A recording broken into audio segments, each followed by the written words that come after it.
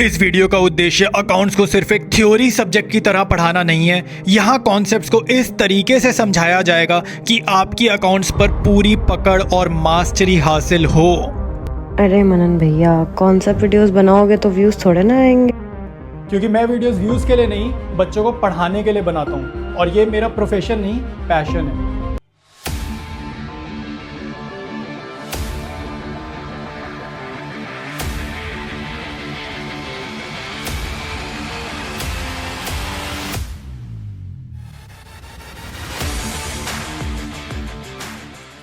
हाय, concepts पढ़ने आए हो, वो भी फंडामेंटल चैप्टर के। स्वागत है तुम सभी का 7 डे प्लेज के डे 1 में। बहुत उम्मीद से ये वीडियो क्लिक कर रहे ना कि एक ऐसा बंदा मिल जाए, एक ऐसा वीडियो मिल जाए कि फंडामेंटल चैप्टर के सारे कॉन्सेप्ट क्लियर हो जाए सिर्फ एक वीडियो से। क्योंकि मैं जानता हूँ अभी भी interest on capital, P&L, appropriation account का आंसर निकालने में गलती होती है। पास्ट एडजस्टमेंट्स और गारंटी का कॉन्सेप्ट देखकर तो हॉल पड़ते हैं। तो इधर आ जरा, टेंशन लेने की बात नहीं है। इस वीडियो को अगर तुमने कंप्लीट देख लिया ना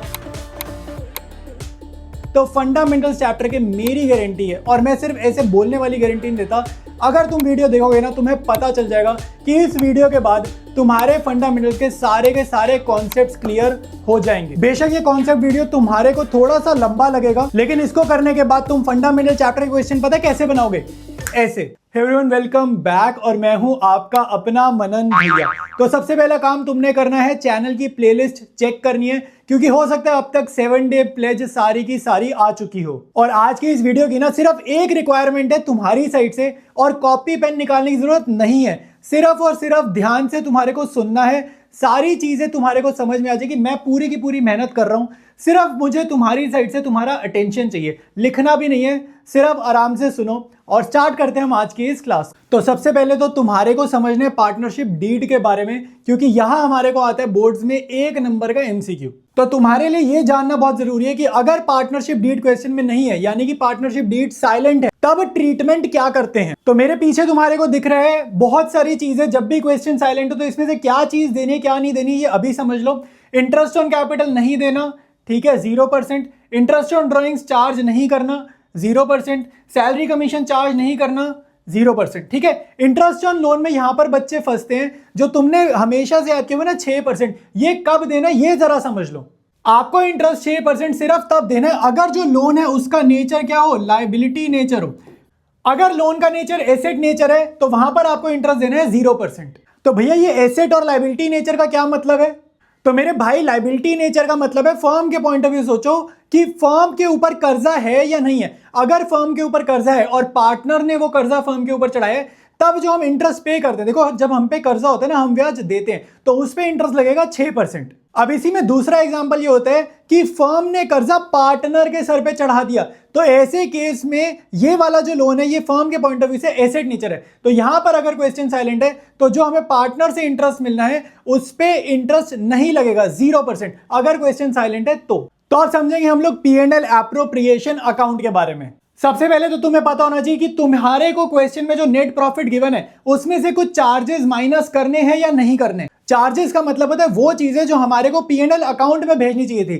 P&L अकाउंट वही है जो तुमने क्लास 11th में बनाया था। तो अगर कंपनी, अगर फर्म कोई भी चीज जो P&L अकाउंट में भेजनी चाहिए थी, अगर वो भेजनी भूल गई है, तो अब हम क्या करते हैं, हम 12th में आ गए, तो अब हम P&L अकाउंट नहीं बनाएंगे। हम क्या करेंगे, उसको ना P&L एप्रोप्रिएशन अकाउंट में नेट प्रॉफिट में से यहाँ पे ब्रैकेट में से माइनस करके शो करते हैं। 3 चार्जेस बता रहा हूं जो रिपीटेडली इनमें से ही कोई एक आएगा, कुछ और चार्ज नहीं आता। या तो मैनेजर्स कमीशन आएगा, रेंट पेड टू पार्टनर आएगा, नहीं तो इंटरेस्ट ऑन लोन आएगा। Interest on loan expense nature में भी आ सकता है, इनकम नेचर में भी आ सकता है, तो अकॉर्डिंगली प्लस और माइनस तुमने करना है।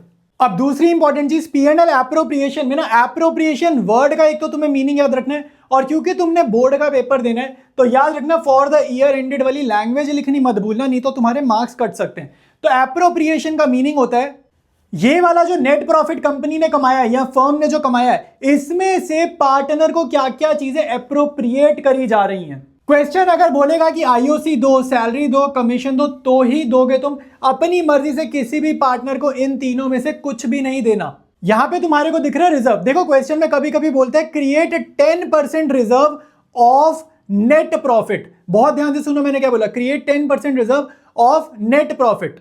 इसका मतलब है जो नेट प्रॉफिट तुम यहां पर लिखोगे ना, इस जगह पर लेट से यहां पे 1 लाख लिखा है, तो मैंने अभी 10% बोला ना, तो इस वाली फिगर का 10% यानी कि 10,000 तुम्हारे को यहां पर लिखना होगा। कभी कभी बोलेगा कि create reserve 10% of divisible profit. तो अगर डिविजिबल प्रॉफिट आ गया, डिविजिबल प्रॉफिट का मतलब है इस साइड में से, ये जो क्रेडिट साइड है इस साइड को प्लस करो, उसमें से interest on capital, salary, commission, ये जितनी भी आइटम्स है इनको प्लस करो, ठीक है। और मतलब क्या हुआ, ये बड़ी साइड को टोटल किया, छोटी साइड को टोटल किया, बड़ी में से छोटी साइड माइनस करना, जो अमाउंट आएगा उसको बोलेंगे डिविजिबल प्रॉफिट। नॉर्मल क्वेश्चन में क्या होता है कि ये डिविजिबल प्रॉफिट हम पार्टनर्स में बांट देते हैं। नॉर्मल क्वेश्चन कौन से, जहां पे हमारे को रिजर्व क्रिएट नहीं करना। लेकिन अगर आपको बोल रहा है कि डिविजिबल प्रॉफिट का रिजर्व क्रिएट करो, तो ऐसे सवालों में बड़ी साइड में से छोटी साइड माइनस करोगे, जो भी नंबर आएगा उसका रिजर्व निकाल देना। यानी कि 10% बोला तो 10%, फॉर एग्जाम्पल पहले यहां पे मैंने बोला 1 लाख लिखो, तो 1 लाख में से अगर इनका टोटल, इन तीनों का टोटल आ गया 40,000, तो यहां पर आपका अगर रिजर्व नहीं होता तो फाइनल आंसर 60,000 होता। लेकिन अगर 10% हमें डिविजिबल प्रॉफिट का निकालना है, तो इस एग्जांपल में तो यहां पर आप 60,000 का 10% निकालकर रिजर्व बनाओगे और फाइनल आंसर तुम्हारा फिर हो जाएगा 54,000। P&L एप्रोप्रिएशन अकाउंट का जो फाइनल आंसर है वो कैसे लिखना है जरा ये समझ लो। तो आंसर आएगा प्रॉफिट, और उसे तुम्हारे को शॉर्ट में लिखना है टू कैपिटल, अगर फ्लक्चुएटिंग है, अगर फिक्स हो तो लिख देना टू करंट अकाउंट। यहां पर लंबी चौड़ी लाइन लिखने की जरूरत नहीं है कि to profit transfer to partners capital account फिर लिख रहे हो, इतना टाइम नहीं है, पेपर लेंदी आना है। जैसे तुम्हारे को बता रहा हूं वैसे अपने आंसर्स लिख कर आना, तुम्हें फुल मार्क्स मिलेंगे। तो यहां लिख देना बाय कैपिटल, और ये क्या होगा, तुम्हारा लॉस होगा। बहुत सारे बच्चे ऐसे मानते हैं कि P&L एप्रोप्रिएशन अकाउंट में सिर्फ नेट प्रॉफिट जाता है, नेट लॉस कभी जा ही नहीं सकता। तो तुम्हारी ये गलतफहमी मैं दूर कर देता हूं। P&L एप्रोप्रिएशन अकाउंट में नेट लॉस जाता है और उसके बाद हमारे को वर्किंग भी करके दिखानी होती है। तो अगर आपके क्वेश्चन में नेट लॉस गिवन है, तो सबसे पहले तो तुम उसको भेजोगे यहाँ पे टू नेट लॉस। अब कौन कौन सी एप्रोप्रिएशन यानी कि IOC, सैलरी, कमीशन, ये सब बांटना है नहीं बांटना है जरा वो समझ लो। अगर P&L एप्रोप्रिएशन अकाउंट में नेट लॉस गिवन है तो यहां भेजोगे।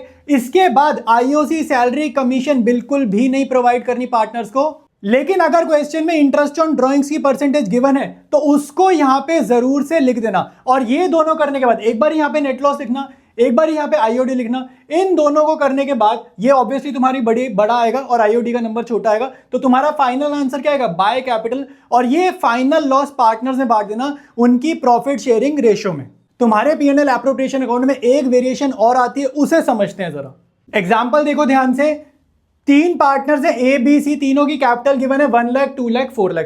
क्वेश्चन में आपको IOC का रेट गिवन होगा 10% पर एनम, ठीक है। तो 10% पर एनम है, तो सबका अगर तुम IOC निकालोगे तो कितना आएगा, 10,000, 20,000 और 40,000। ये आंसर का पार्ट है। क्वेश्चन में कह रहा है IOC का रेट 10% है, अवेलेबल प्रॉफिट जो हमारा नेट प्रॉफिट है वो कितना है, 35,000 है, और PSR उसने हमारे को यहां दे रखी है। तो IOC जब मैं टोटल करता हूं तो ये कितनी आती है, 70,000 आती है। और ये 70,000 हमारे को क्वेश्चन में जितना अवेलेबल प्रॉफिट है उससे ज्यादा है। तो जब भी ऐसा होता है इसको बोलते हैं कि एप्रोप्रिएशंस। एप्रोप्रिएशंस मतलब IOC, सैलरी, कमीशन, इन सब चीजों को एप्रोप्रिएशंस बोलते हैं। इसका मतलब है कि जो एप्रोप्रिएशंस है वो ज्यादा है अवेलेबल प्रॉफिट से। जब भी ऐसा होगा तो हमें यूज करनी है रेशियो ऑफ एप्रोप्रिएशन, यानी कि ओरिजिनली जिसको जितना इंटरेस्ट ऑन कैपिटल देना है ना, उस इंटरेस्ट ऑन कैपिटल की ही रेशियो निकाल दो, जो कि आएगी 10,000 रेशियो, 20,000 रेशियो, 40,000। कट कटा के इस रेशियो ऑफ एप्रोप्रिएशन को हम लिखेंगे 1:2:4। तो अब देखते हैं कि इसको P&L एप्रोप्रिएशन अकाउंट के फॉर्म में कैसे प्रेजेंट करेंगे। तो जितना भी अवेलेबल प्रॉफिट होगा ना, 35,000 जो तुम्हें क्वेश्चन में गिवन होगा, उसको बांट दो रेशियो ऑफ एप्रोप्रिएशन में, और यहां लिखोगे तुम 2 IOC। बहुत बच्चों को डाउट होता है कि क्या यहां पर हम 2 प्रॉफिट लिख सकते हैं। देखो, जब भी क्वेश्चन में एक ही एप्रोप्रिएशन हो, जैसे खाली IOC या खाली सैलरी या खाली कमीशन, तब तो आप एप्रोप्रिएशन का नाम लिखोगे। लेकिन अगर मल्टीपल एप्रोप्रिएशन वाला क्वेश्चन है, यही सेम चीज मल्टीपल एप्रोप्रिएशन है जिसमें IOC, सैलरी, कमीशन सब कुछ है, तो वहां पर आप क्या करोगे, बाय नेट प्रॉफिट, और यहां लिख देना टू कैपिटल, मतलब सिर्फ प्रॉफिट बटेगा, वहां पर IOC, सैलरी, कमीशन आपको लिखने की जरूरत नहीं है। तो आप समझेंगे पार्टनर्स कैपिटल अकाउंट। सबसे पहले मैं तुम्हें बताऊंगा फ्लक्चुएटिंग कैपिटल अकाउंट कैसे बनाते हैं, और एक कॉमन गलती पॉइंट आउट करूंगा जो बहुत सारे बच्चे फंडामेंटल्स चैप्टर में कर रहे हैं। सबसे पहले समझते हैं कि आखिर कैपिटल अकाउंट बनाते कैसे हैं। एक चीज याद रख लो, जब भी कैपिटल बढ़ती है, किसी भी रीजन से किसी भी पार्टनर की कैपिटल इंक्रीज होगी, पूरी पार्टनरशिप में, इस फंडामेंटल्स की बात नहीं कर रहा, पूरी पार्टनरशिप में आपको एंट्री क्या करनी है इधर क्रेडिट में, यानी कि बाय, और जो भी रीजन है, बाय सैलरी, सैलरी की वजह से कैपिटल बढ़ गई, बाय कमीशन, बाय प्रॉफिट, कभी रिवैल्यूएशन अकाउंट, कभी रियलाइजेशन, कोई भी चैप्टर पूरी पार्टनरशिप में जब भी कैपिटल बढ़ाओगे एंट्री करोगे क्रेडिट में, यानी कि बाय वाली साइड। जब भी कैपिटल कम होगी किसी भी रीजन से कोई भी चैप्टर में पूरी पार्टनरशिप में, आप एंट्री करोगे डेबिट साइड में, यानी कि टू वाली साइड। एक एक करके हर एक आइटम का मैं तुम्हारे को मीनिंग बता देता हूं और कहां कौन सी बात का ध्यान रखना है वो भी बता देता हूं। सबसे पहले तो बाय बैलेंस बीडी में हम लिखते हैं, जो क्वेश्चन में हमारे को बैलेंस शीट में कैपिटल अकाउंट के बैलेंसेस लिखे होते हैं वो देखकर लिखोगे। बाय कैश में लिखोगे एडिशनल कैपिटल, अगर कोई पार्टनर ड्यूरिंग द ईयर घर से और पैसा इन्वेस्ट करेगा तो वो लिखोगे तुम बाय कैश में। Interest on capital, by salary, by commission, P and L appropriation से देख देख कर वैल्यू लिखोगे, ठीक है, ये तुम्हारे को निकालनी नहीं है, पी&एल एप्रोप्रिएशन अकाउंट से देख देख कर वैल्यू लिखोगे। पी&एल एप्रोप्रिएशन अकाउंट का मतलब है वहां का प्रॉफिट, प्रॉफिट से कैपिटल बढ़ती है वो भी आ जाएगा। अगर पी&एल एप्रोप्रिएशन अकाउंट में लॉस आ गया तो डेबिट में एंट्री कर देना, क्योंकि उससे कैपिटल कम होगी।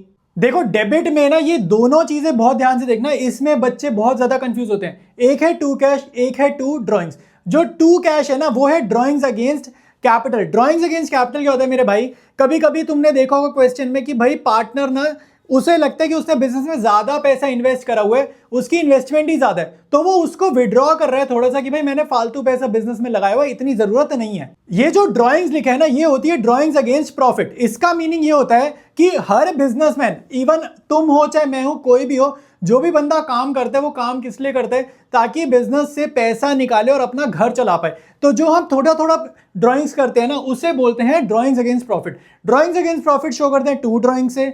अगर बिजनेस में इन्वेस्टमेंट ही ज्यादा है, इन्वेस्टमेंट ही थोड़ी सी मेरे को कम करनी है, हल्की करनी है, तो लिखेंगे टू कैश। और टू कैश क्या सिंबलाइज करता है, drawings against capital. Similarly interest on drawings capital कम करेगा तो इधर लिखेंगे, और बड़ी साइड में से छोटी साइड माइनस करोगे तो बैलेंसिंग फिगर जो आती है वो होती है टू बैलेंस सीडी। अब एक गलती मैं तुम्हारे को बताता हूं जो आजकल बहुत बच्चे कर रहे हैं, वो क्या करते हैं पार्टनर्स कैपिटल अकाउंट में बाय रिजर्व लिख देते हैं। ऐसा क्यों कर रहे हैं, पहले तो साइकोलॉजी देखो। ऐसा हो इसलिए रहा है क्योंकि एडमिशन चैप्टर में और आने वाले जो चैप्टर्स है हमारी पार्टनरशिप के, उसमें हम यहां पर रिजर्व बांटते हैं। देखो एडमिशन, रिटायरमेंट, डेथ जो चैप्टर्स है ना वो वहां पर कुछ ना कुछ इवेंट हो रहा है। एक रीजन है एडमिशन चैप्टर के, मतलब कोई फर्म में आ रही है, एक इवेंट है, रोज रोज तो कोई एडमिशन नहीं लेता। रिटायरमेंट भी एक इवेंट है, रोज रोज कोई फर्म से रिटायर नहीं होता, ठीक है। तो वहां पर हमारे को कुछ कॉन्सेप्ट्स ऐसे हैं कि वहां पर हमें रिजर्व देना होता है। फंडामेंटल्स में यहां पर आपको रिजर्व नहीं देना। अगर तुमने पी&एल एप्रोप्रिएशन अकाउंट में टू रिजर्व यहां पर बनाया है तो इसका मतलब ये नहीं है कि यहां पर बाय रिजर्व तुम बांट दोगे पार्टनर्स कैपिटल में। फंडामेंटल्स में रिजर्व आपको कैपिटल अकाउंट में नहीं भेजना, ये बात याद रखना। तो अभी तक मैंने तुम्हारे को जो भी बातें बताई उसको बोलते हैं फ्लक्चुएटिंग मेथड। तो अब मैं तुम्हारे को जो भी समझाने जा रहा हूं इसको बोलते हैं फिक्स्ड कैपिटल मेथड। देखो फिक्स्ड में क्या होता है, कैपिटल के साथ साथ ना हमारे को एक अकाउंट और बनाना होता है और उसे बोलते हैं करंट अकाउंट। तो जब भी तुम्हारे को ये दोनों अकाउंट बनाने होंगे ना तो कैपिटल अकाउंट में सिर्फ तुम्हारे को दो ही ट्रांजैक्शंस भेजनी है। एक होती है एडिशनल कैपिटल की और एक होती है ड्रॉइंग्स अगेंस्ट कैपिटल। ध्यान से सुनो मैं क्या कह रहा हूं, drawings against capital, drawings against profit नहीं कह रहा। तो एडिशनल कैपिटल से कैपिटल बढ़ेगी तो कहां लिखेंगे by cash. Drawings against capital से कैपिटल कम होगी तो यहां लिखेंगे टू कैश। अगर ड्राइंग्स अगेंस्ट प्रॉफिट की बात करो, वो जो नॉर्मल ड्राइंग्स करता है जिससे वो घर चलाता है, वो ड्राइंग्स आपकी जाएंगी करंट अकाउंट में।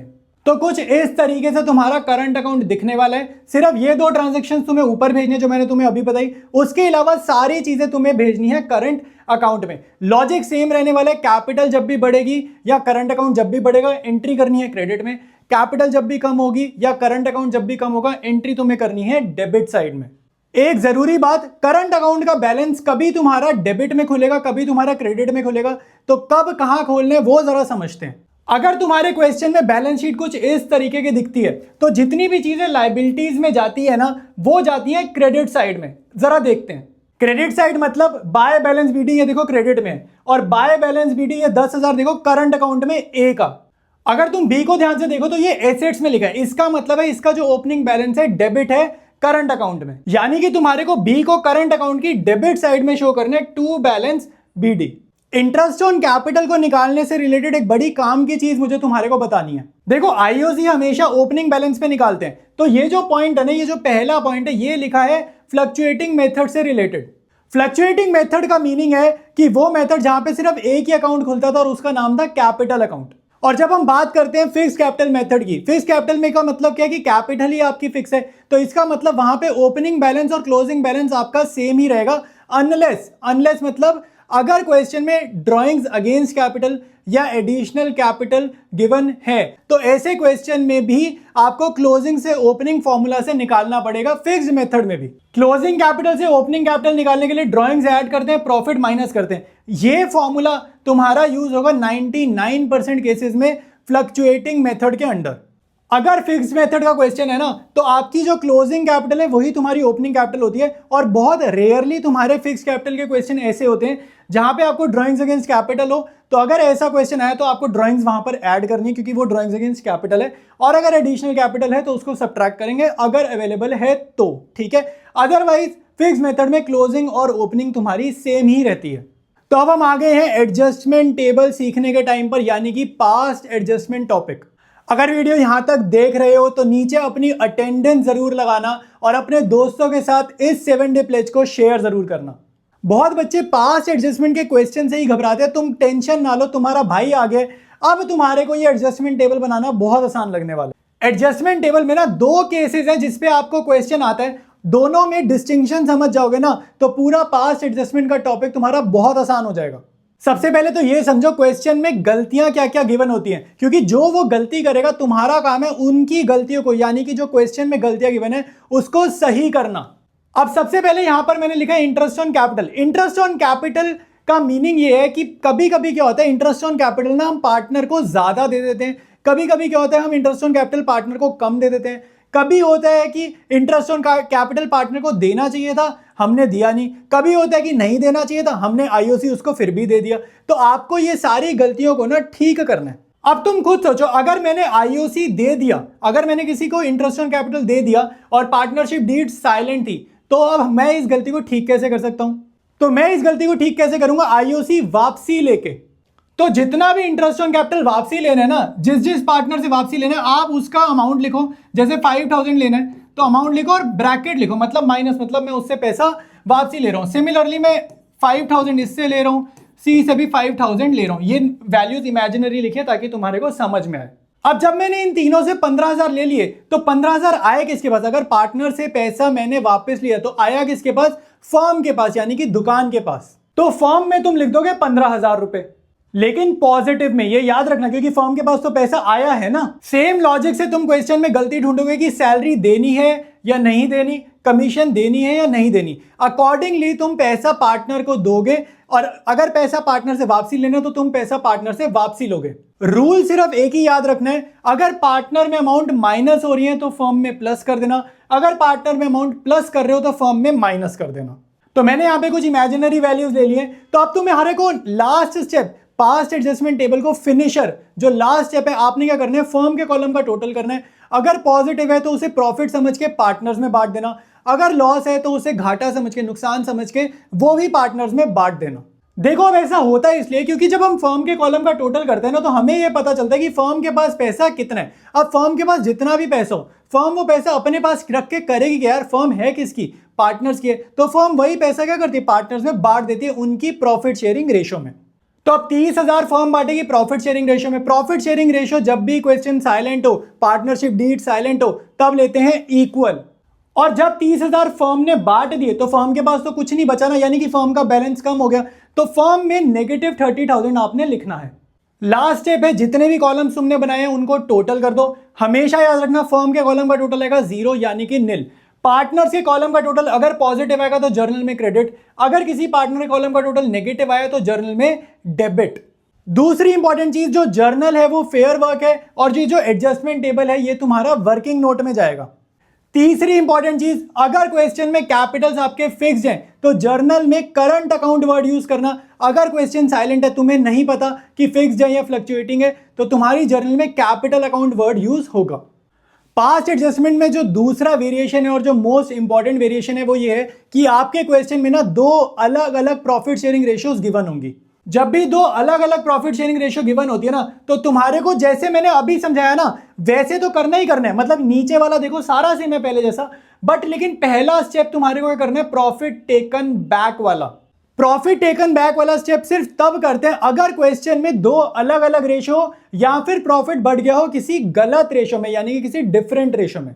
अगर आप कोई ऐसा क्वेश्चन कर रहे हो जिस पूरे क्वेश्चन में प्रॉफिट बटा तो है पहले, लेकिन पूरे क्वेश्चन में प्रॉफिट शेयरिंग रेशो सिर्फ एक ही है, तो ऐसे क्वेश्चन में प्रॉफिट टेकन बैक वाला स्टेप नहीं करना, वैसे ही करना जैसा मैंने अभी पिछली स्लाइड पर बताया था। तो अब बारी आ गई गारंटी ऑफ प्रॉफिट पढ़ने की। पहले तो मुझे उन लोगों से मिलाओ जो ऐसा बोलते हैं कि गारंटी ऑफ प्रॉफिट एक अलग टॉपिक है और P&L एप्रोप्रिएशन अकाउंट एक अलग टॉपिक है। तुम में से जिसको भी P&L एप्रोप्रिएशन अकाउंट बनाना आता है ना, तो मुबारक हो, तुम्हारे को गारंटी वाला टॉपिक भी आता है। देखो, गारंटी ऑफ प्रॉफिट का कभी भी सवाल आ गया ना, आपको सीधे सीधे गारंटी ऑफ प्रॉफिट को प्योरली इग्नोर करना है, ऐसा इग्नोर करना है जैसे वो क्वेश्चन में है ही नहीं। तो अगर गारंटी ऑफ प्रॉफिट हम इग्नोर करेंगे तो हम करेंगे क्या, कंसीडर क्या करेंगे? तो आपको कंसीडर करना है उस क्वेश्चन में कि P&L एप्रोप्रिएशन अकाउंट आखिर कैसे बनने वाला है। तो एक एग्जांपल से समझते हैं। तुम्हारे पास 3 पार्टनर है PQ और उनकी प्रॉफिट शेयरिंग रेशियो गिवन है। R पार्टनर यानी कि थर्ड पार्टनर को गारंटी दी हुई है 50,000 की। ठीक है, क्वेश्चन समझा रहा हूं और फिर इसका आंसर देखेंगे। तुम्हारे को गारंटी 1 मिनट 2 मिनट के अंदर ही समझ आने वाला है। शॉर्टफॉल और डेफिशिएंसी की रेशियो दे दी 2:3। अगर क्वेश्चन साइलेंट हो, मान लो ये क्वेश्चन साइलेंट हो, तो शॉर्टफॉल या डेफिशिएंसी की रेशियो किसी भी क्वेश्चन में कैसे निकालते हैं याद रखना।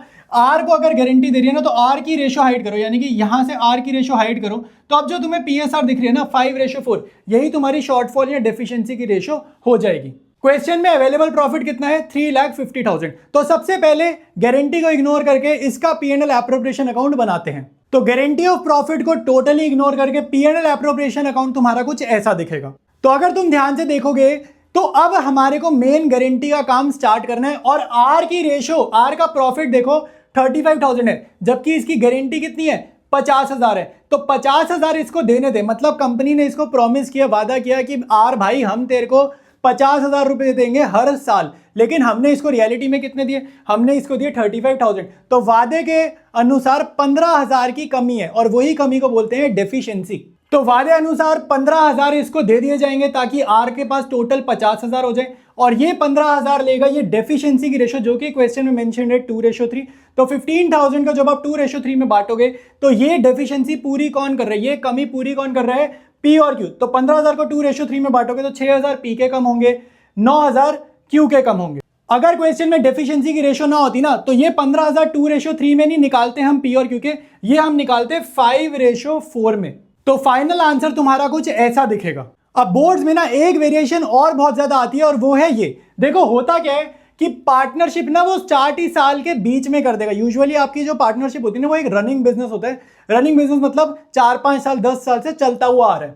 लेकिन क्वेश्चन कैसा बनाएगा वो कि पार्टनरशिप स्टार्ट ही अभी अभी हुई है, यानी कि जून के महीने में, और पार्टनर सी की जो गारंटी है वो 60,000 है, लेकिन एनुअल है और एनुअल तुम्हारा कीवर्ड है। एनुअल का मीनिंग होता है 12 महीने, पूरे साल भर की गारंटी। लेकिन इस क्वेश्चन में हम गलती यही कर देते हैं कि पार्टनरशिप को 12 महीने की पार्टनरशिप मान लेते हैं। लेकिन पार्टनरशिप अगर तुम ध्यान से देखो तो जून 1 को स्टार्ट हुई है, यानी कि इस साल फाइनेंशियल ईयर से अगर हम देखें तो अप्रैल का महीना और मई के महीने में हम बिजनेस कर नहीं रहे थे। तो हम जो कमाएंगे ना इस साल के एंड में प्रॉफिट, वो 12 महीने की कमाई नहीं होगी, वो होगी 10 महीने की कमाई। क्वेश्चन में डिविजिबल प्रॉफिट दिया 1,20,000। अब जरा देखते हैं कि इस क्वेश्चन को आपको कैसे अपने एग्जामिनेशन हॉल में प्रेजेंट करना है। जैसा कि मैंने तुम्हारे को बताया, पहले गारंटी ऑफ प्रॉफिट को इग्नोर कर दो, नॉर्मल क्वेश्चन सॉल्व करो, यानी कि P&L एप्रोप्रिएशन अकाउंट तुम बनाना स्टार्ट करोगे। तो बिना गारंटी को करे P&L एप्रोप्रिएशन अकाउंट तुम्हारा कुछ ऐसा दिखेगा। क्योंकि हमारा क्वेश्चन साइलेंट है तो जितना भी अवेलेबल प्रॉफिट है वो बटेगा इक्वली, यानी कि 1:1:1 में। अब यहां पे अगर तुम ध्यान से देखते हो तो पार्टनर सी की जो गारंटी है ना वो 60,000 है। तो अगर हम आंसर देखेंगे तो आंसर में हमने उसको प्रॉफिट अभी अभी दिया 40,000। तो तुम्हारे माइंड में जो डेफिशिएंसी आएगी वो आएगी 20,000 की, और यही तुम अपने नंबर कटवा दोगे। देखो जो 60,000 की गारंटी थी वो थी पूरे साल की, यानी कि 12 महीने की। लेकिन आपके क्वेश्चन में पार्टनरशिप स्टार्ट ही जून 1 को हुई है और खत्म कब हुई है, फाइनेंशियल ईयर का एंड यानी कि मार्च 31 को। तो अगर तुम महीने गिनोगे, जून जुलाई अगस्त ऐसे गिनोगे, तो तुम्हारे को मिलेंगे 10 महीने। तो 60,000 की गारंटी को मल्टीप्लाई करोगे 10/12 से, तो जो क्वेश्चन की डिमांड है वो कहता है कि पार्टनर सी की गारंटी कितनी होनी चाहिए, 50,000 होनी चाहिए, 60,000 नहीं होनी चाहिए। तो यानी कि पार्टनर सी को जो डेफिशिएंसी हो रही है वो 20,000 की नहीं हो रही, वो कितने की हो रही है, 10,000 की। तो 10,000 सी को मिलेंगे और डेफिशिएंसी की रेशो जब भी क्वेश्चन साइलेंट होगा तो PSR होगी 1:1:1। और मैंने तुम्हारे को बताया PSR अगर 1:1:1 है तो जिसको भी पैसा देना है तो उसको हाइड करो, इसको हाइड करो, तो तुम्हारे को जो डेफिशिएंसी की रेशियो है वो क्या दिख जाएगी, वो मिल जाएगी। तो यानी कि इस क्वेश्चन में डेफिशिएंसी की रेशियो क्या होगी, 1:1 यानी कि इक्वल। तो फाइनल आंसर तुम्हारा कुछ ऐसा दिखेगा। अब बहुत सारे बच्चों के मन में डाउट आता है कि अगर लॉस हो गया तो गारंटी कैसे देंगे। आओ समझते हैं एक एग्जांपल के थ्रू। 3 पार्टनर्स है ABC, ये इनकी PSR दे दी है। C पार्टनर यानी कि थर्ड पार्टनर को गारंटी दी है 2 लाख रुपए की, कि भाई पार्टनर को गारंटी का मतलब है चाहे फर्म को प्रॉफिट हो चाहे फर्म को लॉस हो, गारंटी आपको फुलफिल करनी है। लेकिन इसका ना अकाउंटिंग ट्रीटमेंट थोड़ा सा डिफरेंट है, तो एक बार ही तुम्हें समझना पड़ेगा ताकि एग्जाम में तुम गलती ना करो।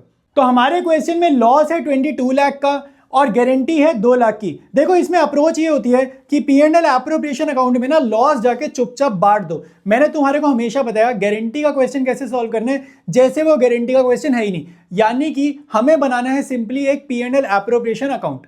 गारंटी को इग्नोर करते हुए 22 लाख रुपए का लॉस यहां जाएगा। प्रॉफिट शेयरिंग रेशियो में तुमने यहां पर लॉस बांट दिया और अगर तुम ध्यान से देखोगे तो पार्टनर सी को ना 2 लाख रुपए का लॉस मिला है। जबकि हैरानगी की बात यह कि क्वेश्चन में हमारे को बोला गया है कि उसे हमें देना है 2 लाख रुपए का प्रॉफिट।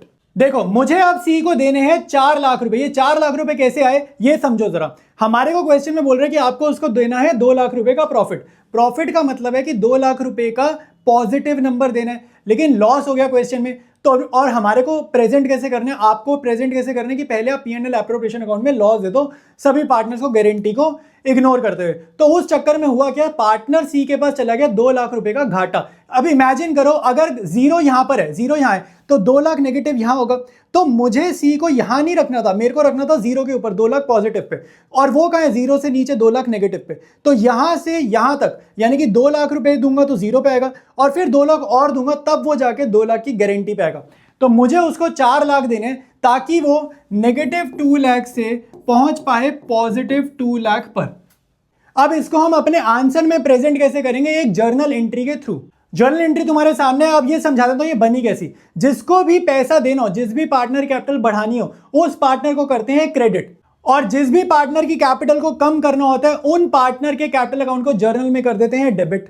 तो अब यहां पर मेरे को सी को पैसे देने हैं, तो मुझे अगर सी को पैसे देने हैं तो मुझे उसकी कैपिटल बढ़ानी है। कितने देने, 4 लाख देने, ये मैं तुम्हारे को समझा चुका हूं। तो सी का कैपिटल अकाउंट होगा क्रेडिट। अब ये डेफिशिएंसी पूरी कौन करेगा, जब भी क्वेश्चन साइलेंट होगा रिमेनिंग पार्टनर्स उस डेफिशिएंसी को पूरा करते हैं। अब डेफिशिएंसी रेशियो क्या होगी, अगर क्वेश्चन साइलेंट है तो जो उनकी PSR है ना वहीं से डेफिशिएंसी रेशियो निकलेगी। तो यानी कि ये जो पार्टनर सी है इसको हटा दो, ये इनकी डेफिशिएंसी की रेशियो जो मैंने ऊपर लिखी है, और 6:4 के टेबल से कट जाएगा तो 3:2 आ जाएगा। तो इस क्वेश्चन की डेफिशिएंसी रेशियो यानी कि 4 लाख को आप 3:2 में बांटोगे तो 240 160, ये तुम्हारा जर्नल डन हो जाएगा। तो एक बार जरा फाइनल आंसर देख लो कि अगर लॉस का क्वेश्चन गारंटी में आ गया तो एग्जाम में कैसे लिखना है। सबसे पहले तो P&L एप्रोप्रिएशन अकाउंट बना देना जैसे गारंटी है ही नहीं, सारे पार्टनर्स में लॉस बांट देना जैसे क्वेश्चन में गारंटी है ही नहीं। उसके बाद जिस पार्टनर को गारंटी देनी थी उसको क्रेडिट कर देना, और लॉस प्लस गारंटी, लॉस जो उसको दिया वो वाला अमाउंट प्लस गारंटी का अमाउंट से उसको हम क्रेडिट कर देंगे, और रिमेनिंग पार्टनर्स को आप डेबिट कर दोगे डेफिशिएंसी रेशियो में। तो 7 डे प्लेज का डे 1 तुम्हारा कंप्लीट है। तो सबसे पहले तो तुम्हारे को मुबारक हो, तुम यहां तक वीडियो अगर देख रहे हो तो। अगर वीडियो अच्छा लगे तो नीचे एक प्यारा सा कमेंट जरूर करना, और इस वीडियो को, इस सीरीज को, और साथ साथ जो तुम्हारी मैराथन सीरीज चल रही है दोनों को अपनी क्लास में सभी अपने दोस्तों यारों के साथ शेयर जरूर कर देना।